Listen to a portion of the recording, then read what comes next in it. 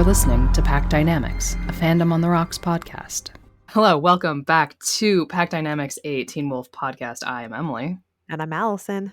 And this is season 2. What? Holy shit. We made it to a whole new season of TV. Outstanding. Incredible. Good for us. We did not get canceled at the upfronts this year. Inside baseball. Unlike so many of our favorite shows over the years, we did not get canceled after season 1. Rip to the fallen heroes who were canceled after season 1 and never made it to their upfronts. Rip. We salute you, our brethren. Yeah, this is season 2 of Pack Dynamics. We're so excited. If you're still listening, or if for some reason you are only listening now, you should probably go listen to season 1. There's 12 whole episodes of content, plus some bonus stuff on Patreon. Yeah. So, there's additional content if you enjoy what's happening here. It'll probably take you 12 hours. Yeah. Or if you're one of those weirdos who listens on 1.5 speed. Are you one of those people? I cannot. I have had this conversation with a bunch of people who listen to everything on 1.5 or 1.25. I don't get it. Can't do it. I don't understand. I've tried listening to some audiobooks at 1.15 speed. Part of me feels like a deep resentment to it because the people who make audiobooks have done it at a certain cadence on purpose. Right. So who am I to fuck with that cadence? I want to be the person who listens to stuff on higher tempo, but I can't. I can't hear them. I can't understand them. I can't understand it. So you know how a lot of people talk about fic in fandom about processing your trauma? Yes. And sometimes it's just dark stuff for dark stuff's sake, but sometimes it's about, getting your feelings out. And I think for me, the thought of listening to a podcast on a faster speed when these people have been trying so hard to speak at a speed that people can comprehend just brings back waves and waves and waves of middle and high school presentation experiences. Yes. Where I was just told, Alison, you're talking too fast, slow down. Yes. And the thought of somebody having worked the last 30 years of their life and career on slowing down enough to be recorded. Yeah. Only for me to speed them back up. It feels I can't do it. And if I think about it, we're probably on opposite ends where you talk faster and I talk slower. I have a lot of, and there's a lot of gaps between my words. And some of that is my brain trying to catch up with my mouth. And other is me trying to not say something incredibly stupid or inappropriate or trying not to say something that I'm going to immediately regret. And I just say the stupid things, but then say it so fast because I have to explain myself that I run out of breath. Right. Yeah. Well, I don't breathe when I talk, which is something I have to work on all the time. Yeah. I'm constantly getting to the end of the sentence and going, okay. Oh, yeah. Every time. But you're totally right. That's middle school and high school all over where you're asked to read a paragraph out loud and suddenly you've never seen a letter in your life. Words. Where I don't know how to read. What are you talking about? I don't know what you're talking about. I've never done this. I've never read in my life. What do you mean I did this out loud yesterday? You must be mistaken. That must be some other child. Please don't perceive me. Do not perceive me. That's the answer. That's it right there. That's it right there. You can hear it. I just did it. Yeah. The deep breath of you do have to keep breathing to continue talking, right? Oh God. All right. This is what happens to me when I have to present at work, which is the worst part of my day is when I have to do presentations. I hate it so much. So obviously we've chosen to do it bi-weekly, is present vocally on the internet. Yeah, but I think that's the big plus about not having my teachers standing here. And as far as you know, what if they're listening? You know what? If my high school teachers are listening, hi, I loved so many of you. You did great work. That's true. They did a good job. Thank you. And I finally learned to talk slower without sounding patronizing most of the time. So, Thank you and good night. Thank you, good night. But I was about to say we don't have an audience, but I'm hoping that that's not true at this point. I'm hoping that there are 6 or 7 of you still out there, clinging on. Totally. Hello, friends. Well, speaking of clinging on, So this is season 2, episode 1, Omega. And not that kind. I mean, maybe Fucking that kind. It does start with Jackson. so chill. The rundown is when Lydia goes missing from the hospital, Scott, Stiles, and Allison need to find her before the Argent's hunting party does. Jackson's body seems to be rejecting the bite that Derek gave him. The air date was June 3rd, 2012. So we were now in a new year, new time, new place, new date. New hair. New hair. Season 2 hair for everyone but Stiles. Stiles will get season 3 hair, but for everybody else, new hair. Yeah. Season 2 hair, season 2 outfits, some season 2 scruff. So, yes, the season 2 scruff. We're getting there. Everyone's looking good, looking ripped as the show opens in a moody forest and a steaming lake as Jackson Whitmore, Mr. Darcy's himself out of a lake. Jackson emerges like a newborn babe, shirt torn to shreds. Sir, why? Why he was in the lake, why any of this happened, we don't know, but it did. The bite, which is obviously capitalized, is fresh on his side because season 2 opens directly from the end of season 1. There is no gap in time, which I thought was interesting. Yeah. I am just putting this together now. Again, I don't know what was accidental and what wasn't, and I'm still not entirely sure why Jackson's in the lake, but it does strike a similarity to when Scott ended up in the pool.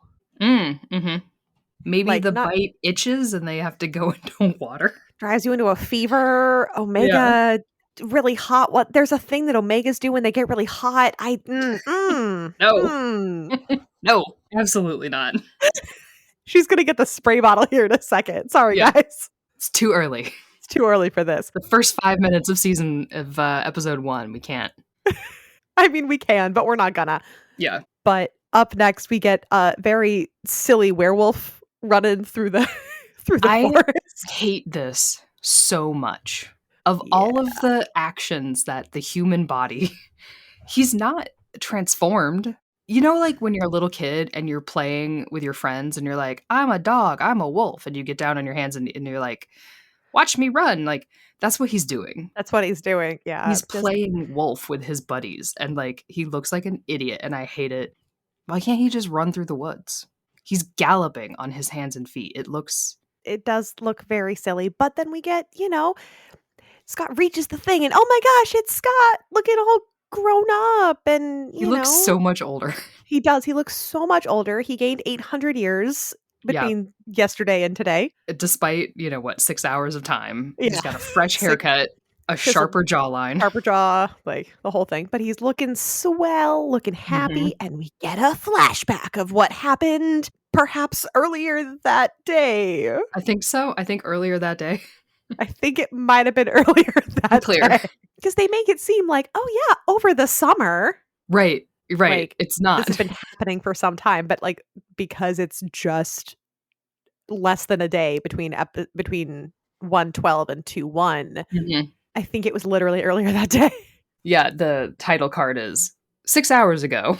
There wasn't one, but mentally 6 hours ago. It's Chris Argent pulling a gun on Scott and slamming him onto the roof of another car because if Chris Argent does anything, it's assault people with cars.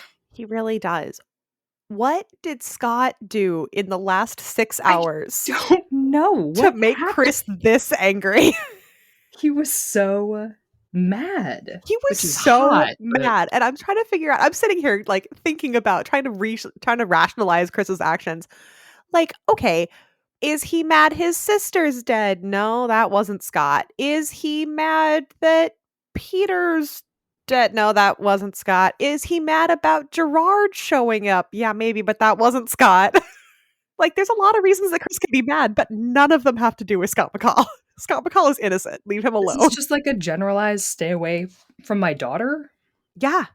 I guess. And I have no idea. He is so angry at Scott. He is just like willing to straight up murder this child for reasons. He really is. And there seems to be like no impunity because they're hunters that like, what if Scott went to the sheriff's department and was like, listen, this man literally pulled a gun on me. Yeah. and also hit me with his car. Yeah. I know there's no wounds because I heal fast and I can't explain that, but he did actually pull a gun on me. I have a witness, assuming that Allison would turn on her dad. Yeah. What would happen? Would the sheriff's department be like, I know you're a rich family? Yeah. It really, I think it depends on who they go to and do they know? Yeah. Because, like, in fic, you could extrapolate that Chris knows that his father is coming and that his father will take any excuse to straight up murder Scott in cold blood. And Right. so Yeah. Chris has to keep anything werewolf related as far away from his house as possible Yeah. so that nobody gets dead on purpose by Gerard. And what if he did? What if Gerard did kill Scott? What would happen in the town? Would anything happen? Would there be like a trial? Would anyone know? Like, what are the rules in this town of killing teenagers? Well, I think it depends on whether or not they were outed as werewolves first. Yeah.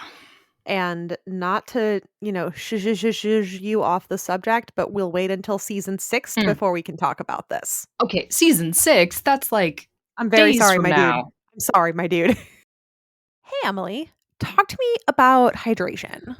So you lived with me. You know that I left water bottles all over the apartment. You do. You have such an emotional attachment to your emotional support water bottles. I did. Hydration is really important to me. I'm thirsty, and I find that having a lot of water around me at all times really makes it easy to stay hydrated. But there's something else that helps me stay hydrated.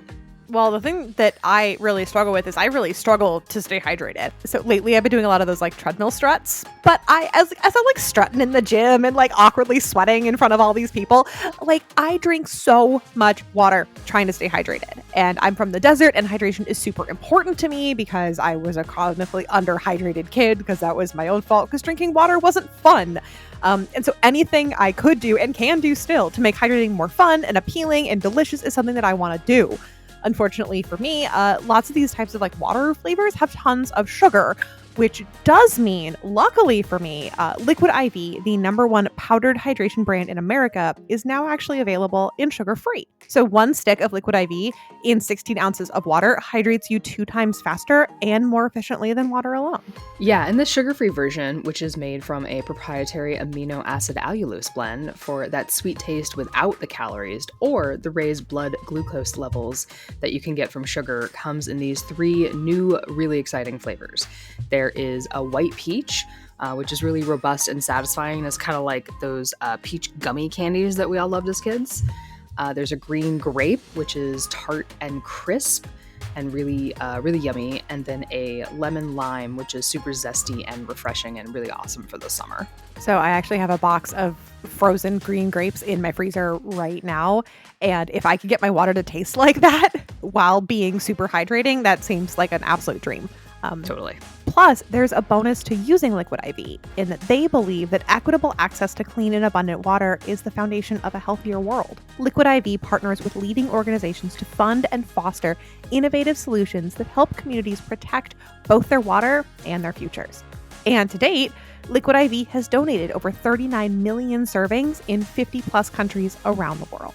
So get 20% off when you grab your Liquid IV Hydration Multiplier sugar-free or any other version at liquidiv.com and use code FANDOM at checkout. That's 20% off anything you order when you shop Better Hydration today using promo code FANDOM at liquidiv.com. Well, with our schedule, it'll be like a year from now. So Sure.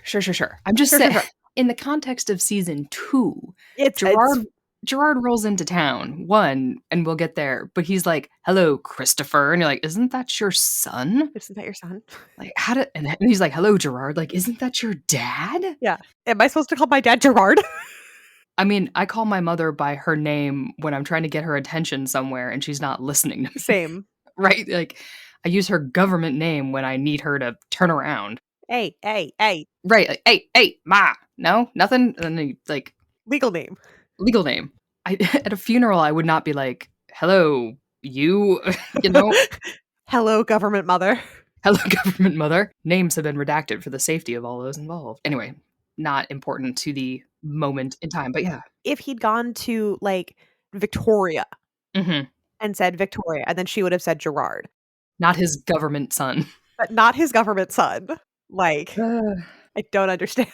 Don't get these people. But yeah, in the context that we have right now, in the very beginning of season 2, if Gerard Argent straight up shot a kid because he murders a dude, Yeah. nothing happens. There Nothing is happens. murder not illegal in Beacon Hills. I did almost say Hawkins, which is weird. Because I don't know. I Yeah. have questions. Yeah. I have a lot of questions. But even when Chris is really, really mad at Scott, looks like Allison's not. No, she's sure not, because Scott runs off to Allison's room to make out for an hour. They're real cute. They are. Allison also has season 2 hair. She also has season 2 hair, and they're pretty cute. And then, I cannot believe my brain that I did not remember this. It was shocking to me when it appeared. Welcome to the intro. Okay, yes, Dun, this is a new intro. It is a new intro from season 1. It's a different intro, but they keep this intro the whole time.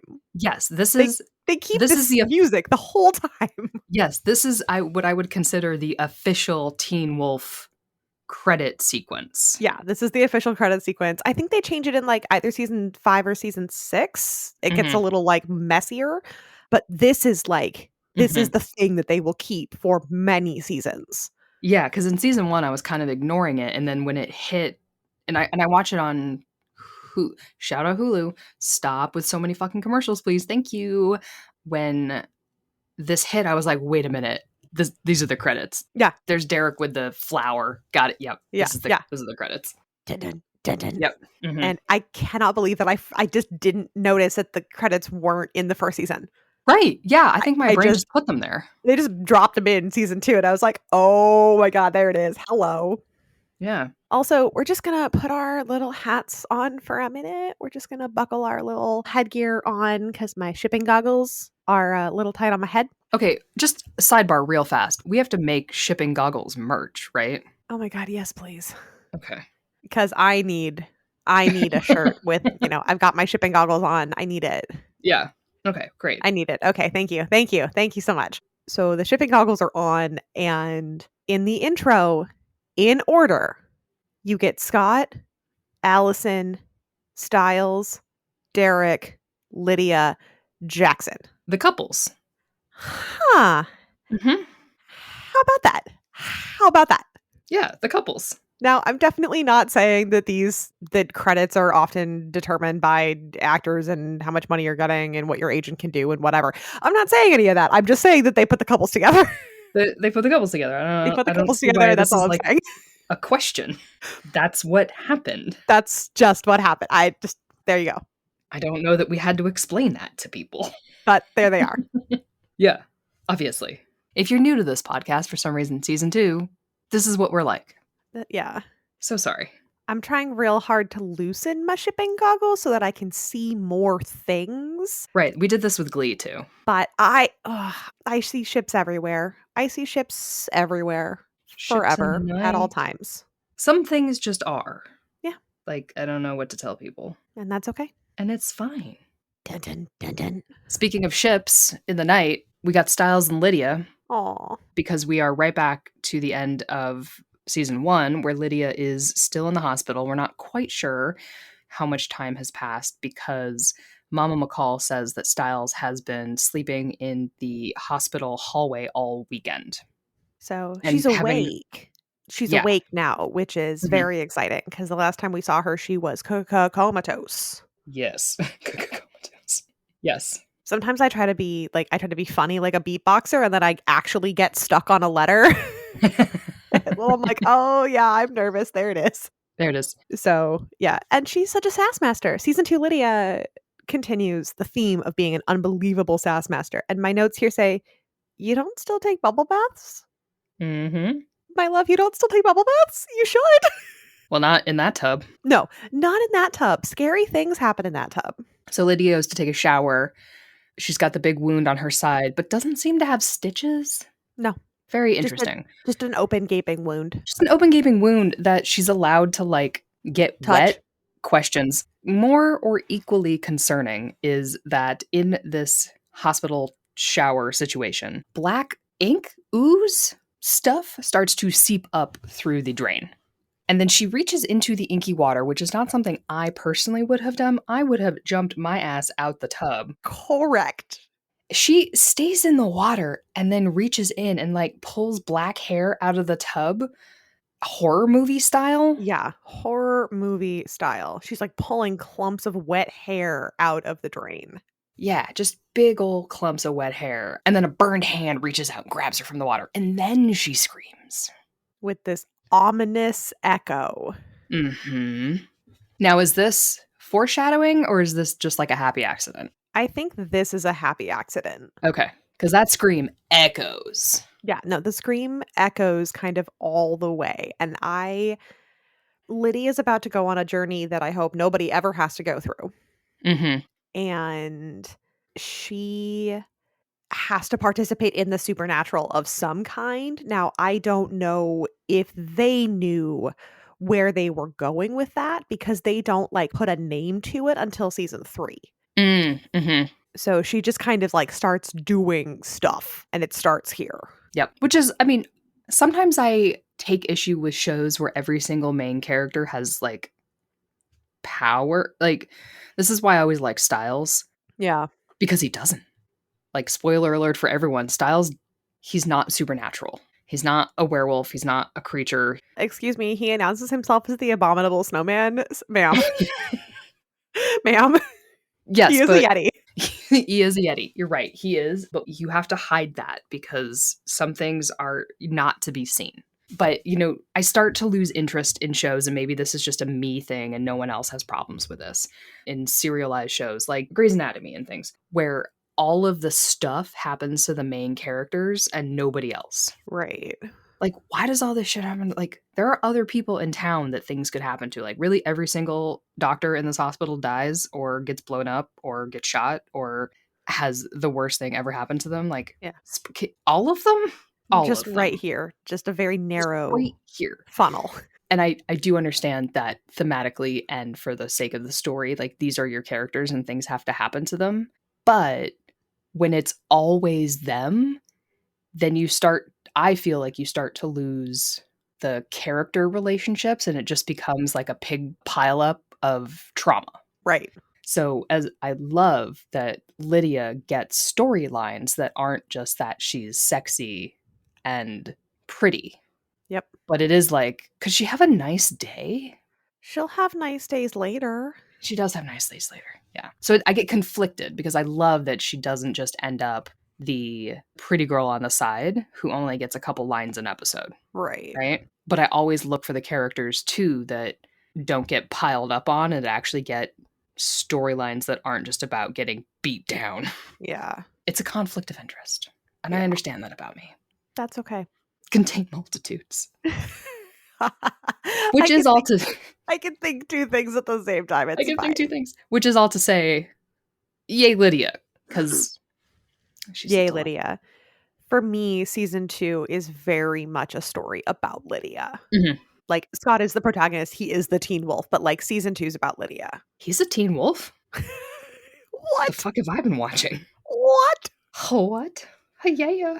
Well, speaking of everyone's favorite teen wolf, he is getting friendly, very friendly with his local neighborhood huntress. He is. Wowzers. Oh, boy. Oh, boy. Oh, boy. He is getting particularly friendly, and they start like doing that thing that you really hope you're not doing when you get really friendly, which is like turn over really fast and start breaking stuff and falling off of things. You get less bouncy as you age, folks. Joints hurt. And then Scott hears Allison's parents' car because the brakes squeak on one side. Yeah. Does the right brake on your dad's car squeak? Uh-oh. Wow. Yeah. I'm surprised that he had the focus to hear that. Seriously. For real. Mm-hmm. Yes. And Lydia's mother is there. Well, barges into the room, but Allison's luckily... mother is there. Yes, Lydia. Ugh. Allison's mother. Yeah. Because I'm like, Lydia's in the hospital. Hold on. Hold on. Flip it and reverse it. Or we can just cut this out. Allison's mother barges in unannounced, not knocking, but luckily Alison has put herself together, and Scott is out hiding on the roof in his underwear to bring a funeral dress because we can't forget that they have to go to a funeral for Kate. Yeah. Kate's funeral is tomorrow. Mhm. And of course, Victoria is there to peruse the closet for clandestine boys. In the closet, out the window. Mhm. She's very convinced. And you know what? She's not wrong. She is not wrong, She's not but wrong. not that good of a sleuth. No. Oh well. Didn't catch him. Haha. Haha. Hey, Allison, tell me about becoming a podcaster. Oh my gosh, it's been so long now. So I listened to our sister podcast, Glee on the Rock, for what, like a year or two before I finally came on to join for a bonus episode. I did a That's My Ship. And I remember so clearly like being in my friend's house trying to figure out like, oh my gosh, how do I podcast? What equipment do I need? Do I need like a fancy microphone? Do I need all these cameras? And Emily said, no, it's fine. We've got Zencastr. And I was like, what do you mean? And sure enough, it was fine. She sent me the link. It was so easy. And we were just done. And I was like, is that it? And she's like, yeah, that's it. And I didn't think much about it until like a year or so ago when Emily finally reached out and we decided to start Pack Dynamics. And again, I started to ask her like, oh my gosh, how do I do this? What equipment do I need? Do I need all these fancy cameras? And she's like, no, don't worry about it. We use Zencastr. And I was like, what do you mean? Don't worry about it. But sure enough, she sent me the first link to Pack Dynamics and all I had to do was show up and start. And it blew my mind as to how easy and seamless this process has been. If you are like me and super nervous about jumping into your first podcast, let me tell you about my experience with Zencastr. It is now super easy to record a podcast with Zencastr. Log in using your browser and start recording a high quality podcast right away. Record studio quality sound and up to 4K video with your guests. Feel a sense of zen knowing Zencastr's multi-layered backups ensure you always have your recordings in the highest quality even if the connection is unstable. There's always like a moment after we finish recording an episode where we kind of cross our fingers and be like, download, download, download. And it always downloads and it's so good. And we absolutely love it. If you've ever thought about podcasting before and realized that you need a lot of different tools and services, those days are over. With Zencastr's all-in-one podcasting platform, you can create your podcast all in one place and distribute to Spotify, Apple, and other major destinations. Go to zencastr.com/pricing and use our code Fandom, and you'll get 30% off your first month of any Zencastr paid plan. I want you to have the same easy experiences that I do for all of my podcasting and content needs. It's time to share your story. So we also have Styles and Scott wanting to track Lydia because not only did Lydia find clumps of hair and go screaming, she left the hospital in her altogether. Yeah, she just left. Poof. Took off running out the window. So now everyone is out hunting Lydia. The Argents are looking for Lydia because they think that she is a new werewolf and they want to get her before she starts turning and potentially wreaking havoc on the local population. And Scott and Styles want to find her because she is their friend. Yeah, because they worry about her. They worry about her. So Styles has the bloody gown that Lydia was wearing at the hospital so that Scott can track her scent with his head out the window like a dog. Like an actual puppy dog, Scott McCall. Yeah. Mm-hmm. I guess it's effective. Yeah, he's doing well. Mm-hmm. But Alison decides that she also needs to go. So I don't know how far she lives from the hospital, but she broke out of her room and yeah, she just like popped up and I was like, how did you get here? Joined them at the parking lot. So, she's my best friend and I'm going to find her. Like, okay, come on. Do the three of them ever have like a Scooby-Doo nickname? I forget. No, it was mostly, I don't think they ever actually get one in the show, but mostly this is really the start of the McCall pack. As opposed to the Hale pack that we'll build and see this season. This is really the start, the core of the McCall pack. Okay, good for them. So, well, speaking of the Hale pack, we got a new character. We get to zoom in on Kate's gravestone. So nice to see it. So, Wow! Ouch. Ouch. Good thing the show likes me more than it likes you, let me tell you. I know it does. So, we were talking about math a few episodes ago, Were we? about how old Kate was and how old Oh, Derek yes. was. It's like I try not to talk about math ever. And so the gravestone says that Kate was born in 1983 and died in 2011, which means that she was 28 when she died. Yes. So 6 years ago with the hailfire, she was 22. Mhm. So whether Derek was 19, 16, 15, 13 is really like up for debate. Mhm. But Kate would have been 22 Mhm. when she set the hailfire. Yes. Yep. And Which is a grown adult. that's a grown adult. Still a little bit of a jello head, but like definitely a Yeah. grown adult. We pan over and see this beautiful face, this sad angel cherub boy in the graveyard digging Kate's grave. Yeah. Like, what an interesting introduction to a character. Yeah, Like, alone in a graveyard, digging a grave, little blonde curls, with a fresh black eye. with a fresh black eye. And this is like his night job is Isaac Leahy digging graves. Digging graves. According to my Poor notes, side note, how poetic is it that Isaac is the one digging Kate's grave, how all the pieces of Derek's life are connected? True. Oh, Poor kiddo. poor kiddo. And like Yeah. again, we have to remember that this is a kid in the same grade as Scott and Styles and Allison. So he's maybe what, 15, 16 maybe, yeah. 16, something, something. Work he should be doing homework, not digging graves. Yeah, he should be at home, warm and cozy, doing homework or Yeah. sleeping. And instead, he's getting attacked by an unseen creature and getting tipped into the newly dug grave. Ah, ah, ah, ah, ah. No, And you can no, already thank tell you. by his body language that this is like a fucked up kid in the first place, Oh, yeah. which the actor always does very well. Yes, he does. Yeah, this Isaac is a sad, sad creature, Yeah. and we feel But very bad for him. so he's panicking after being in a dark, enclosed space. I wonder why. And he hears a big, scary roar. Hmm. And and the digger gets moved up. Ah, and who sticks his head in an empty grave? But Derek Hale Derek. with season 2 hair. Season 2 hair, season 2 stubble, season 2 jaw. Hey, What up, buddy? welcome back. Welcome back. Welcome His back. clothes are a little, like, smaller, they fit a little better. Yeah. And the jacket. And the And the jacket. jacket, he's looking like an adult and not a kid wearing adult clothes, Yep. which is weird because he's still only, like, 19. Yeah, He's still only 18, 19, he's definitely still a kid. and now he looks 25. Yeah, exactly. Yeah, by the roughest of estimates, he's somewhere between 19 and 22. Yeah, and now he's a grown man. Adult. But let's not forget he's not. He's a child. Yeah, he is a child trying his best. It's the same problem that I have. I'm sure I've talked about this with someone recently, and dear audience, I hope it was not you. It's the same problem I have with Rob Stark.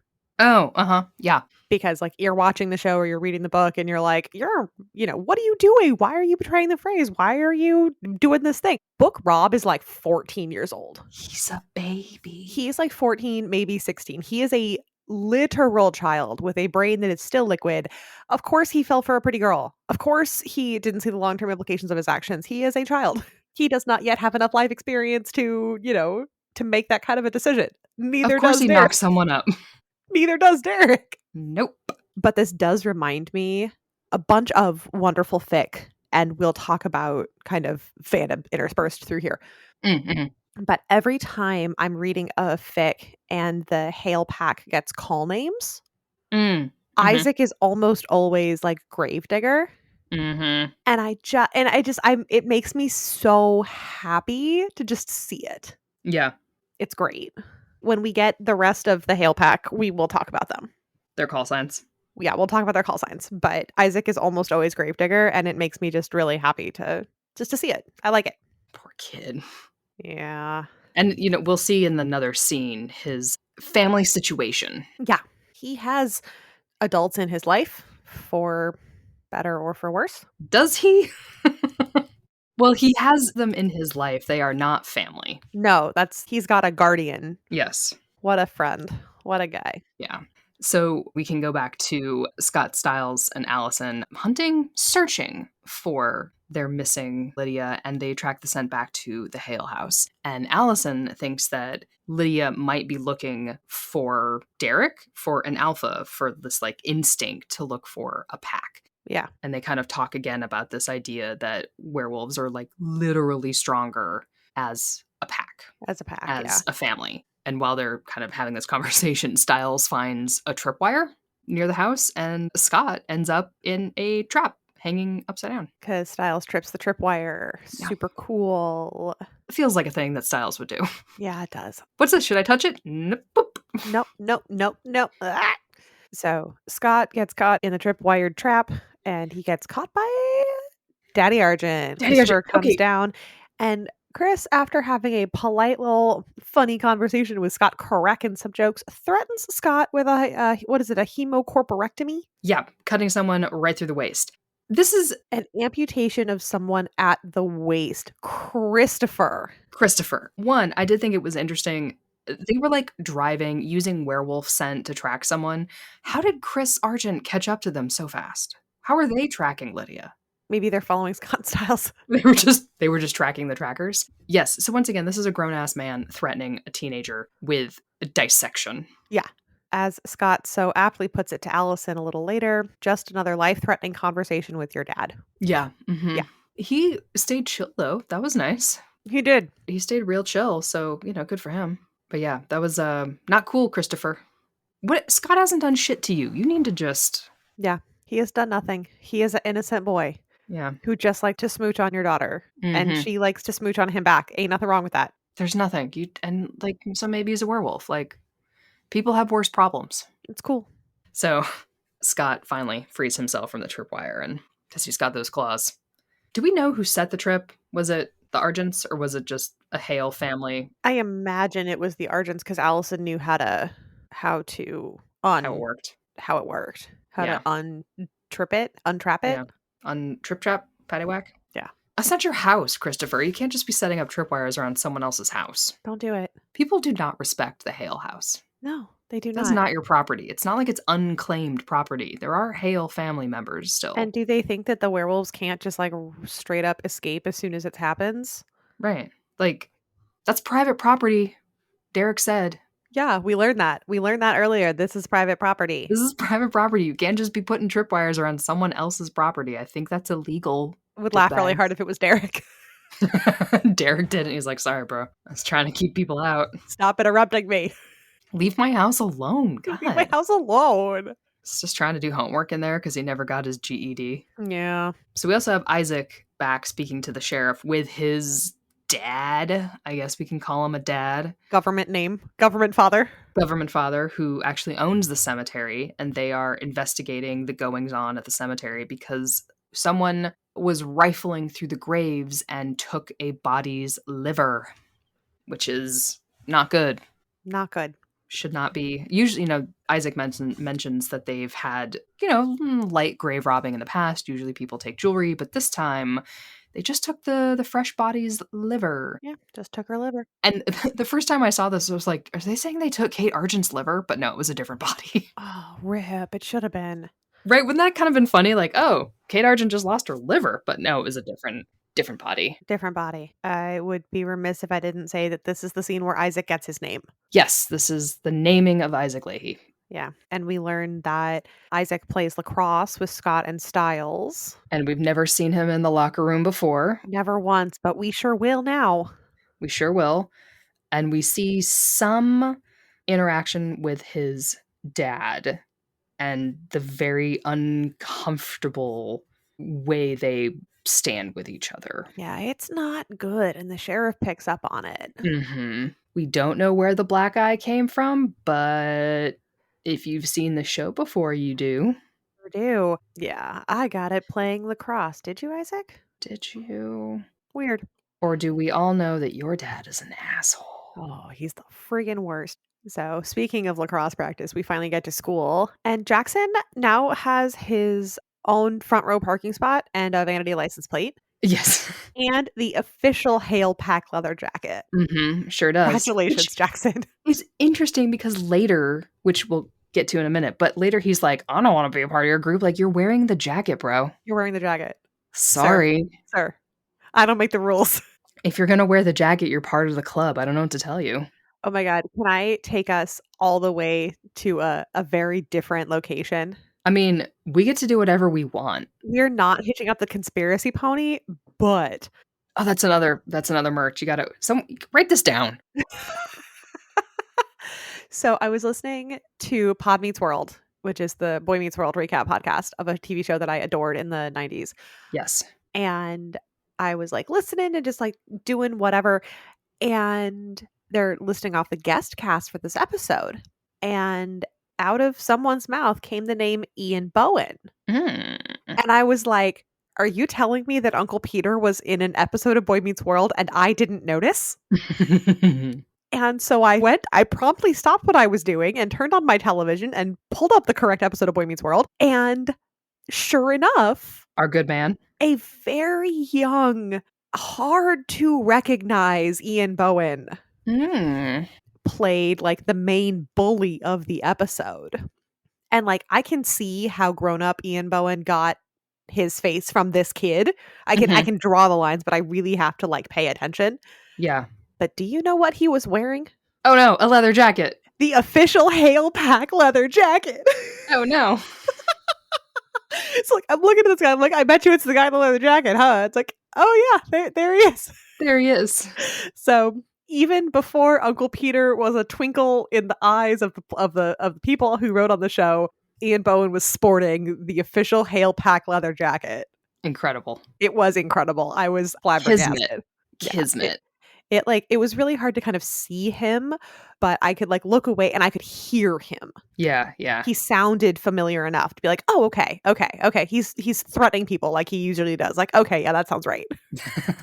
He's Character threatening played a people's bully. lives. Yeah, Grr.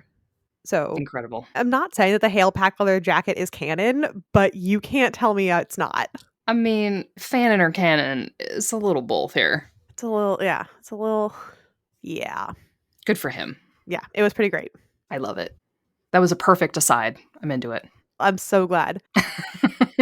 So I have absolutely no idea like how we get from here to there, but my next note in my sheet list confirms that Coach lost a testicle to exposure.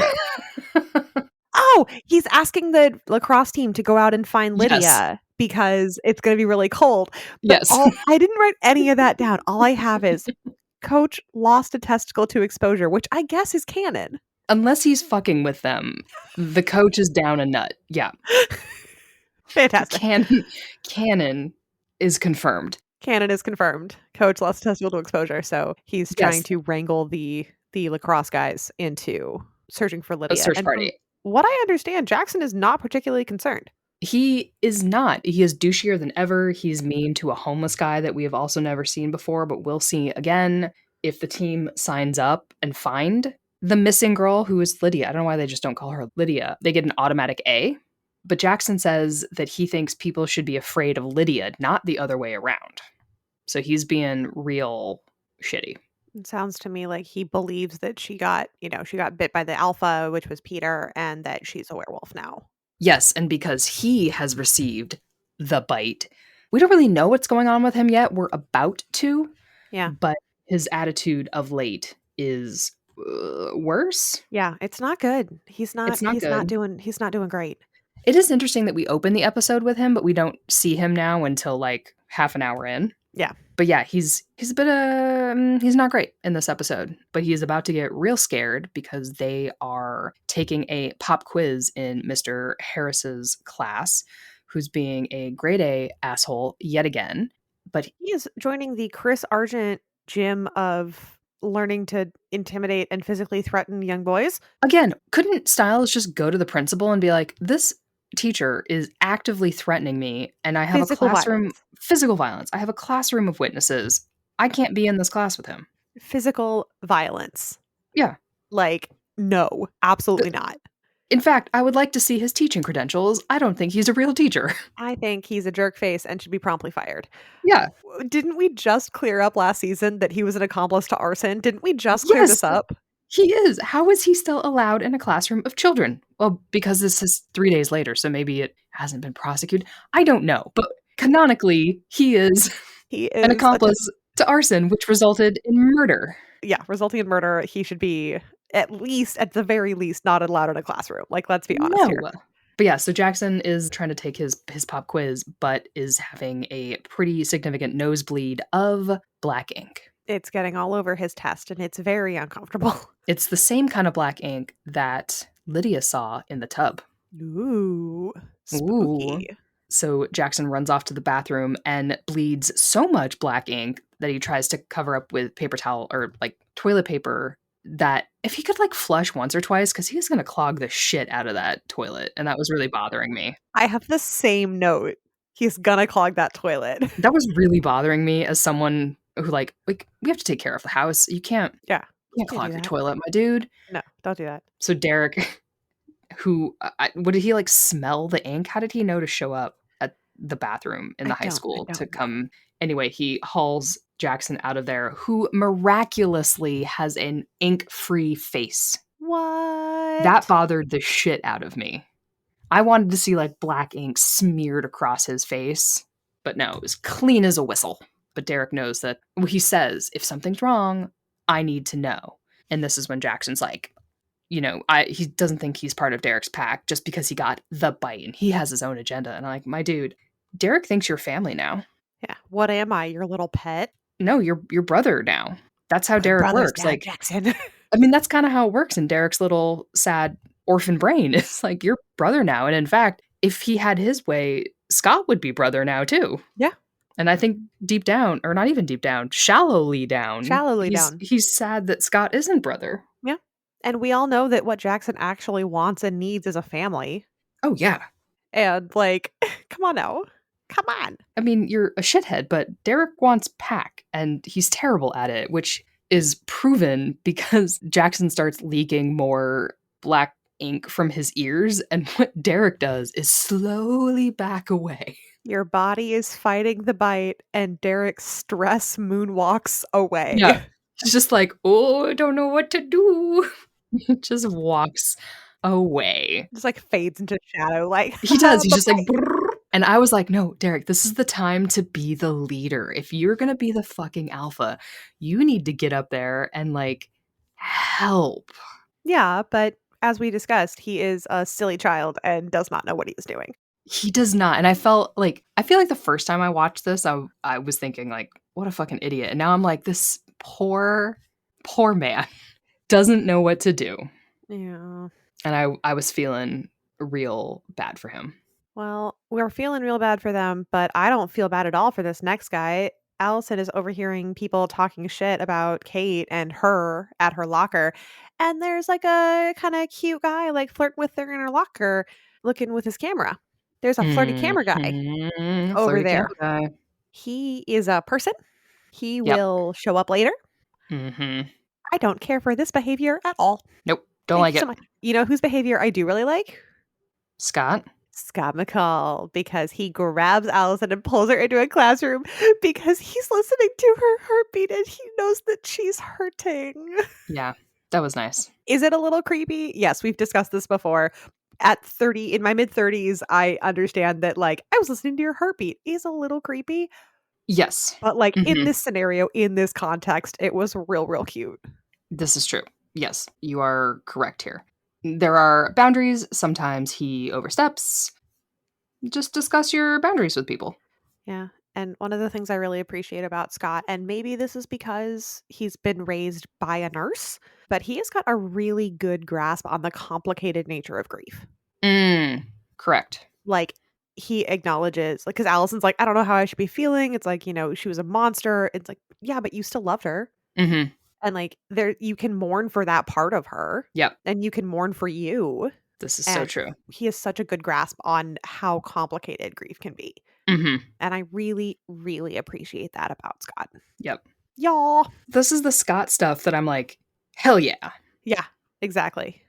And Yep, this is the stuff totally. that, like, Fandom doesn't do a super great job of coming at from a neutral perspective.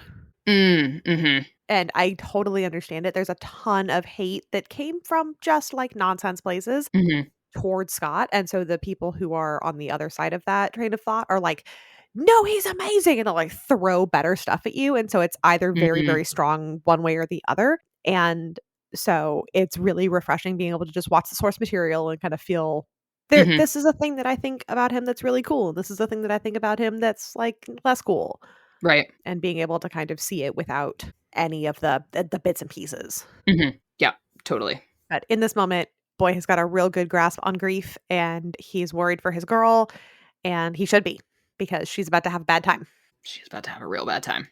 Yeah. Also having a bad time is Styles getting detention with Harris, who is just exacting a vendetta against Styles for the sheriff interrogating him last season. Yeah, We'll see how this storyline plays out over the season, but right now it's just shitty behavior. yeah, 100%.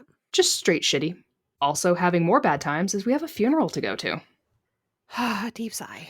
Did you think the family was famous enough for this kind of media attention when you first saw it? No, but I can see it better now. Mhm. Yeah, 'cause when I first saw this, I was like, "What is going on?"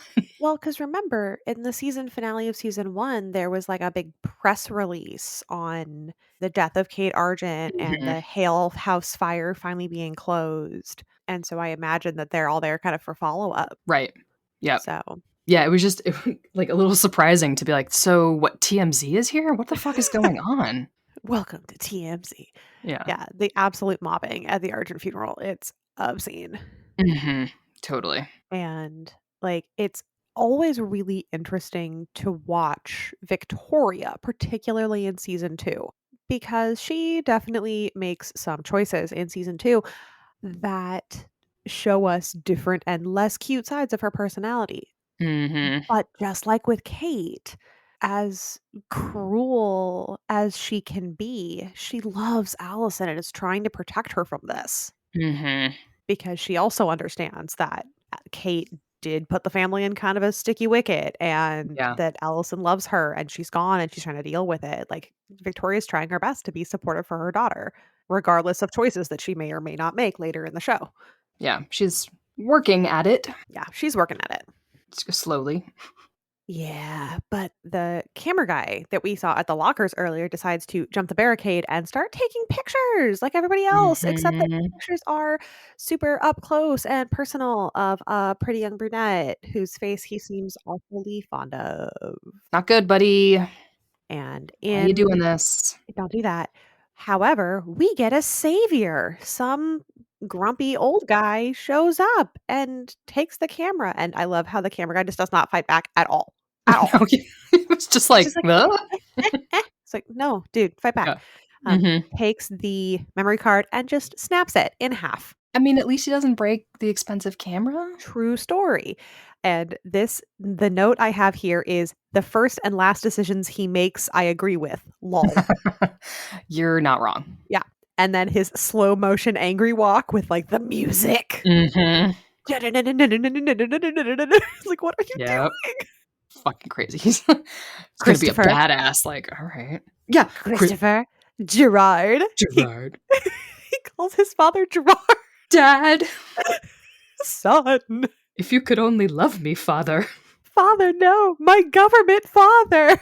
Even if it had been father, right? Yeah, Or, something, but no. Gerard, Gerard. right? What the fuck? Fucking weirdos. Great actor for this role, though. Oh, yeah. Super good actor for this role. He's incredible. Mhm. Like, I believe that he's a scary piece of shit. Also at the funeral are Styles and Scott, who have snuck in to watch what's going on, Yeah. until the sheriff catches them hiding behind a tombstone. Intervenes. Intervenes in the nefarious goings on of his two sons. Yes. My son and my son. My son and my son. Can I take us on another sojourn off into the world? Yes, you may. So, Gerard Argent is played by a Canadian actor named Michael Hogan. Canadian? Yeah, he's Canadian. A mean Canadian? I don't think he's mean. He's just a very good actor. But there is a video game called Skyrim. It's the Elder Scrolls V Skyrim. Mhm. And in there's a big like civil war happening. And I was just, 5, 7 years ago, I was just playing along and playing the game. And you can go side with one side or you can go side with the more like Roman imperialistic side. And the character who leads that imperialist thing is named General Tullius. Mhm. And General Tullius opens his mouth and Gerard Argent leapt out of it. Hmm. And I immediately went, cool, this guy has to die. All right. So Michael Hogan was the voice actor for General Tullius, and it completely colored the way I saw the video game Right. Yeah. because I was so attached to that voice being Gerard Argent. Yep. Yep. Yep. Yep. I was completely attached and could not detach myself from it. It was very intense. I could feel that. Yeah. Yeah. So it's like every time he would like congratulate me, I'm like, no, Gerard, I don't want to be on your side. Right. Like, ew, no. I don't want you to be proud of me. Yeah. No. You did good. Like, I don't wanna. No. Yeah, General Tullius had his own like thoughts and feelings about things and whatever. But it was Gerard Argent's voice who just came out of General Tullius and I could not handle it. Couldn't handle it. Ew.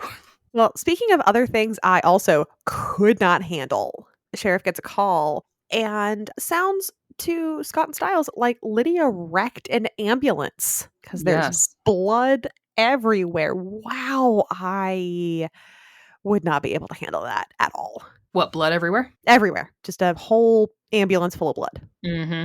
By the time they get to the ambulance, it is dark night, even though when Correct. they left the funeral, it was daytime. Correct. These are things that happens in TV shows that I fucking hate. Correct. Me too.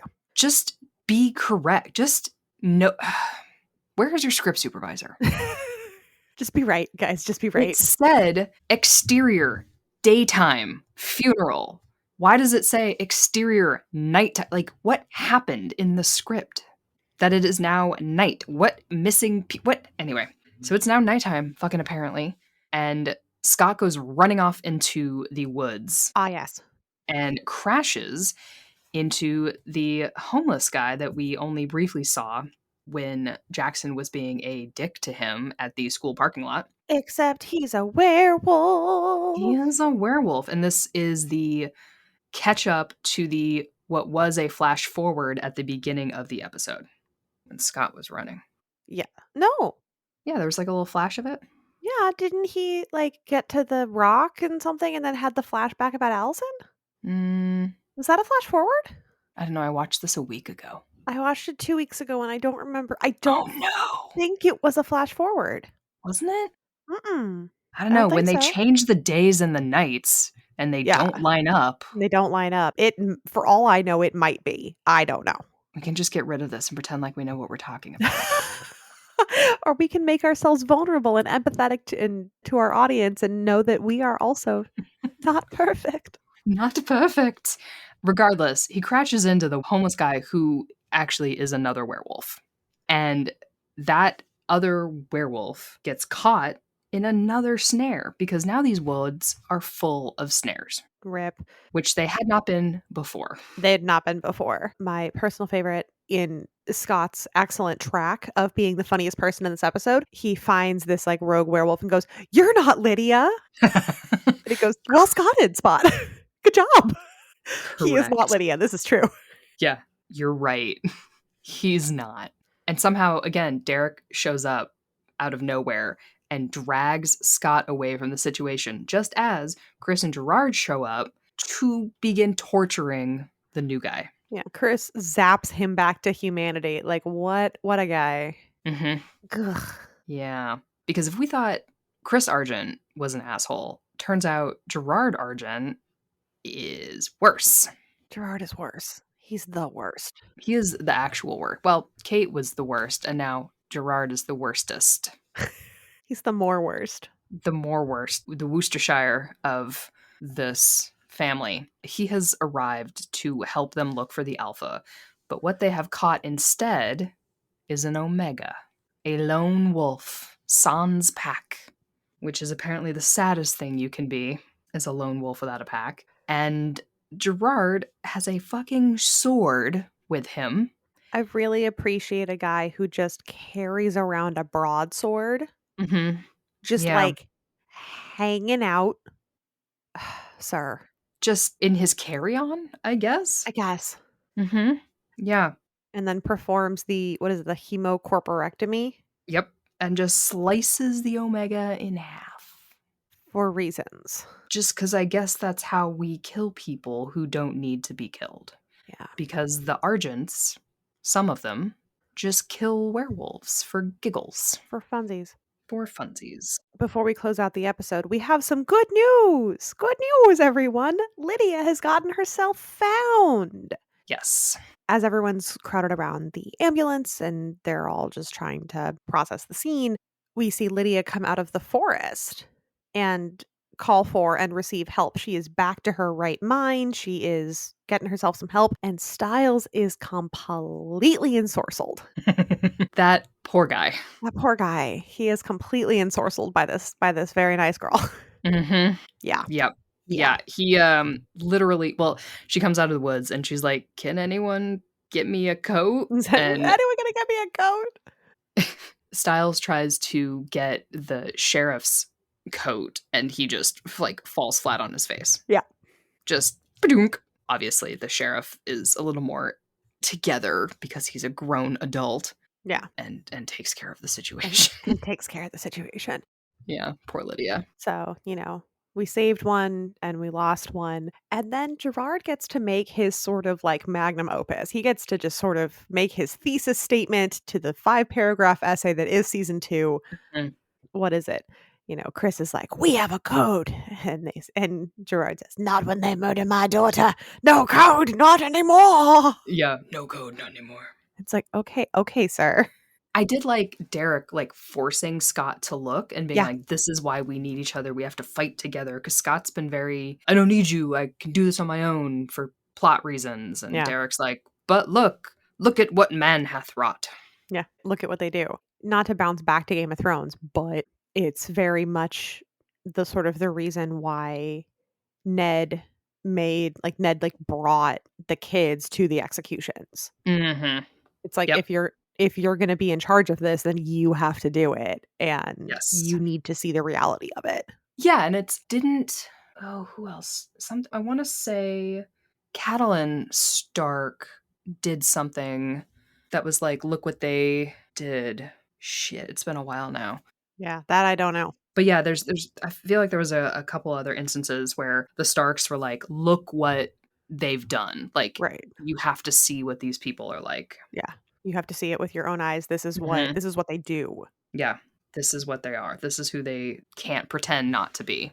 Yeah. So work with me. So Gerard makes this very impassioned speech about how I'm going to murder every werewolf in the known universe because I think they're terrible, sticky, icky creatures. Mhm. And we get a lot of like flashes to Jackson and the black goo that's falling from his face, and Scott Mhm. and Allison being real cute, and a fluffy blonde haired angel boy coming down some scary steps to an abandoned train car.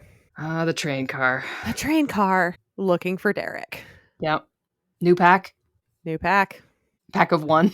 Technically, it's a pack of 3. Is it? Well, it's Derek and Jackson and Isaac. Yeah, but Jackson's not playing the game. And he's really not playing the game. But then it's Derek and Isaac. Yeah. Well, I guess Jackson, yeah. once Isaac actually commits to the bit. Mhm. He doesn't commit to the bit just yet. Mhm. So he's going to do an informational interview with Derek. Yes, he's testing the waters. It was cute to see the train car of sadness. A train car of sadness, I was truly. like, "Oh god, why do you make them?" At least it's inside. Yes. At least Yeah, it's inside, which is better than we could say for the Hale House. I know. Yeah, but then we get the first of Gerard's famous screams. We find them, we kill them all. We kill them all. Which is a very nice, I think that's probably where Victoria Mhm. learned it from season 1. Yep. You find him, you kill him, you cut him in half. Anybody want a cookie?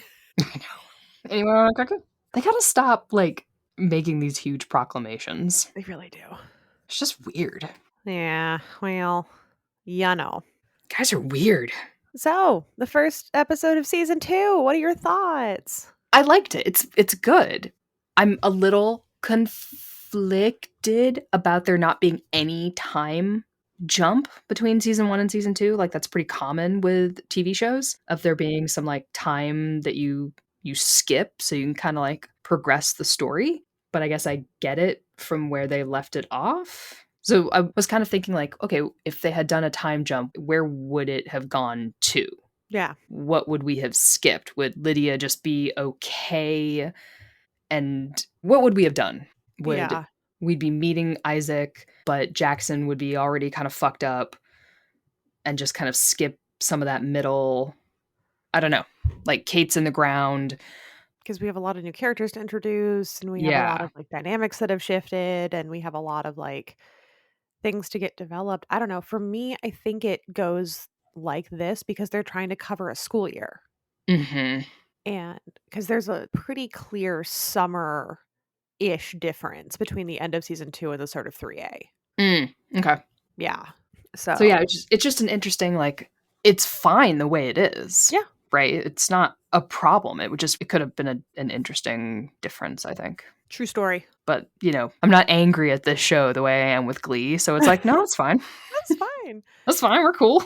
I really enjoyed this episode. Season 2 is my favorite season, so it gives me great joy to, like, be back in this place Mhm. with these people. I think Gerard is a fascinating villain. I Mm. really enjoy the just straight up chaos of the master manipulators. I love that everyone's hair got better. We, Yep. for the first and only season, have both my firstborn son and my firstborn daughter, and it makes me very happy. So, we get to meet my firstborn daughter here in a few weeks, so get ready. They're coming. More Yep. more people's coming. More people are coming. So, no, I really enjoyed this episode. I wanna keep going in season 2. I'm very excited, and it seems like they've really kind of found their footing. Mhm. Yeah. In this particular watch through, I'm kind of excited to see the different plot lines I know are coming and sort of where they're going and trying to put myself in the shoes of these teenagers. Mhm. If this was what was happening to me, if this is what had just happened, would I be reacting in the same way? Mhm. The way that we all got mad at when it came out of the show. Like, "That was Mhm. really stupid. Why'd you do that?" Like, "No, no, no, no, no, no, no, no." I remember a lot of people loving season 2. Yeah, it's because it's really good. Yeah. Season 2 is really good. So is season 3. It's so weird to anticipate something and not just be like, "Ah, fucking show." Well, season 2 is great, season 3A is great, season 3B is great. Season 4 is just it's there. I like it. I don't think it's great, but I enjoyed it. Mhm. Season 5 for me gets really long, but I believe that you're gonna get a new Blorbo Oh, okay. in season 5. Uh-oh. So, get ready. Uh-oh. Is that, what's his face? I don't know. There's a lot of what's his faces.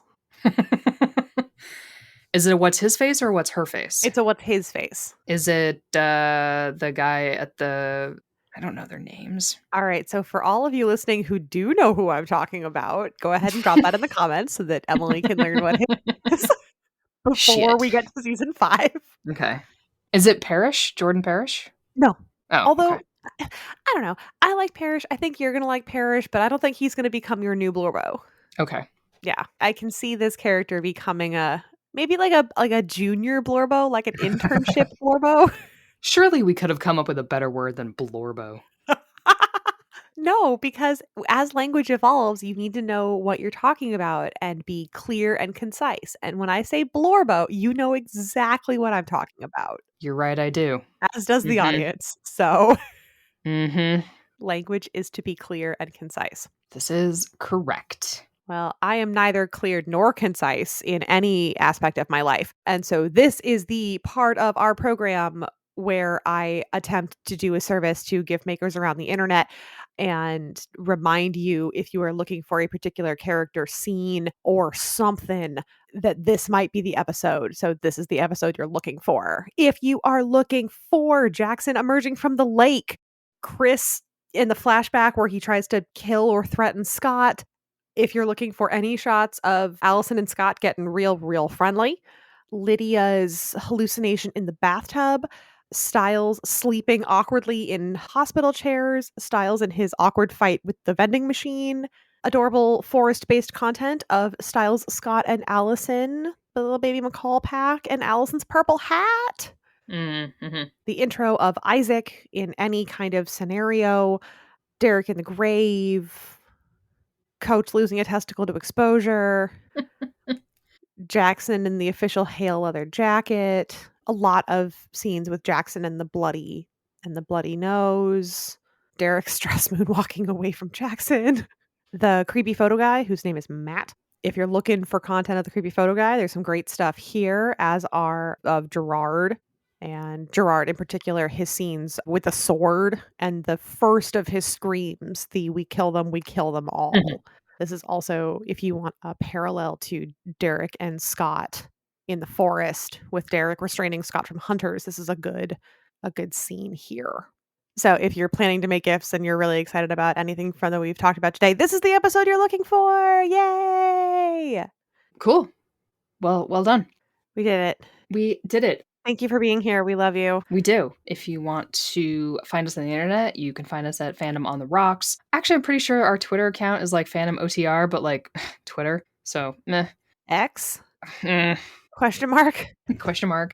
Are we on Threads? No, I have an issue with Threads because currently, if you wanted to delete your Threads, you'd have to delete your entire Instagram account. So if you want to find us on Tumblr, Instagram, TikTok. TikTok and or Twitter /X. Yes. All the accounts are there. I just haven't done Threads yet because, like, who's going to do it? Me? You could do it. I could give it. But I'm not gonna. So, like, currently, if you create a Threads account, it's fine, although I'm curious about the privacy concerns, and, like, the EU is wondering about it, and, like, the EU always has better privacy controls than the United States. But if you wanted to deactivate your Threads account, you'd have to delete your entire Instagram account. You can't decouple them separately, and I think that's garbage. So I don't care for that on a privacy level. So I haven't set up a Threads account yet. But I would be remiss if I didn't tell you the things that aren't garbage. Not garbage, not to interrupt your speech, even though I've definitely already interrupted your speech. You are now hearing us live on the internet because SAG-AFTRA reached a tentative deal with the APTP. Yes, they did. Woo! So the strike has been officially suspended, and we are so excited for all of our siblings in performing, in writing, in stagecraft, that I'll get to go back to work. We're pretty hype. Hell yeah, Teamsters. So we love you all. We're very, very proud. We're very excited. And we all get to go back to creating and doing what we love. So, yep. Yay! I'm very excited for them. Yeah, so thank you for listening and supporting. And big ups to the team who edited our first season. You guys are rock stars. And we'll catch you on the next episode. Thanks for listening. You've been listening to Pack Dynamics, a Fandom on the Rocks podcast. For more episodes, subscribe on Apple Podcasts, Spotify, or wherever you get your podcast. You can follow us online at Fandom on the Rocks. If you'd like to support the podcast, you can subscribe to our Patreon account at patreon.com/fandomontherocks. Subscribers get access to ad-free content, exclusive bonus episodes deep diving into fandom, and more. So until next time, keep your pack close.